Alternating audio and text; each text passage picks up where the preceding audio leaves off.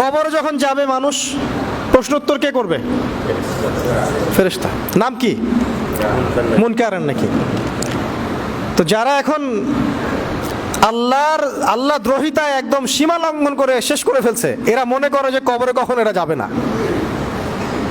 জানেন, মানুষ যখন পাপ কাজ করতে করতে করতে করতে ফেরাউনের মতো হয়ে যায়, মানুষের মধ্যে একটা চেতনা চলে আসে, আমি আর মরবো না, আমাকে আর কবরে যেতে হবে না, আমাকে ফেরেশতা প্রশ্ন করবে না। কিন্তু আল্লাহ বলছেন যে তুমি যদি দেখতে হে নবী, সূরা জুমারেও আছে, আর একটা সূরার মধ্যেও আছে, তুমি যদি দেখতে যে এইসব মানুষদের জান যখন কবজ করা হয়, তখন এই মানুষগুলোর চেহারায়, পিঠে ফেরেশতারা আঘাত করতে থাকে। মানুষ দেখতে পারে না, ওই মৃত ব্যক্তি দেখতে পারে, ওই মৃত ব্যক্তি বুঝতে পারে।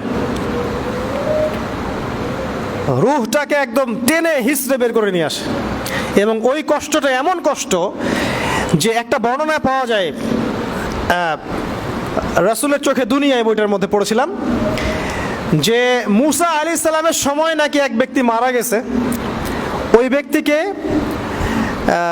কোন একভাবে আল্লাহ পাক দেখিয়েছেন এক নবীকে যে এই ব্যক্তি মারা গেছে অমুক যুগে।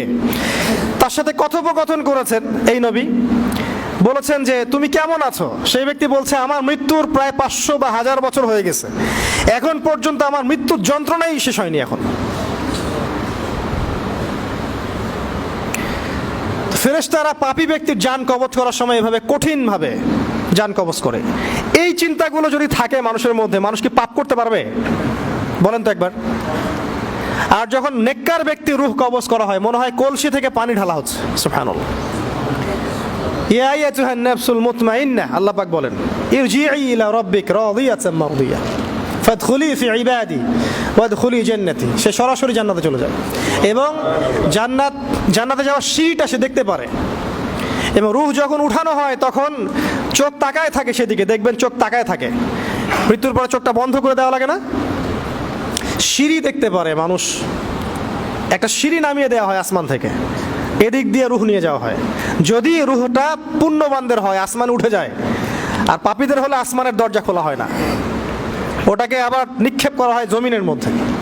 আলী রাদিয়াল্লাহু আনহু বলেন, একটা বর্ণনায় আছে, আমি পড়েছি এটা তাফসীর ইবনে কাসিরের মধ্যে, যে সিজ্জিন বলে যে কথাটা আছে, সিজ্জিন এটা মাটির তলে আছে, অনেক গভীরে, কারাগার, আত্মাদের কারাগার। আল্লাহ ভালো জানেন এটা কোথায় আছে। এটা একটা বর্ণনা, সত্য হতে পারে, আল্লাহু আ'লাম বিসসাওয়াব। তো এই যে মালায়েকার কথা বলছি, প্রতিটা কাজে ফেরেশতারা আমাদের সাথে থাকেন।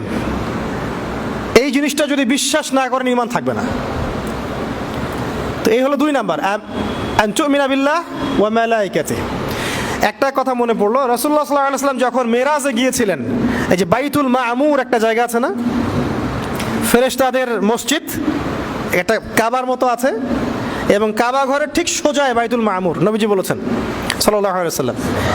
এবং এখানে ফেরেশতারা দৈনিক তাওয়াফ করে, 70,000 করে ফেরেশতা তাওয়াফ করে একসাথে। যারা একবার তাওয়াফ করেছে, দ্বিতীয়বার ওদের সুযোগ হয় না, তারপর আবার নতুন ফেরেশতা। ওয়া মা ইয়া'লামু জুনুদা রাব্বিকা ইল্লা হু, আল্লাহ পাক বলেছেন আমার সেনাবাহিনীর সংখ্যা আল্লাহ ছাড়া কেউ জানে না। কত কোটি কোটি কোটি কোটি ফেরেশতা আছে।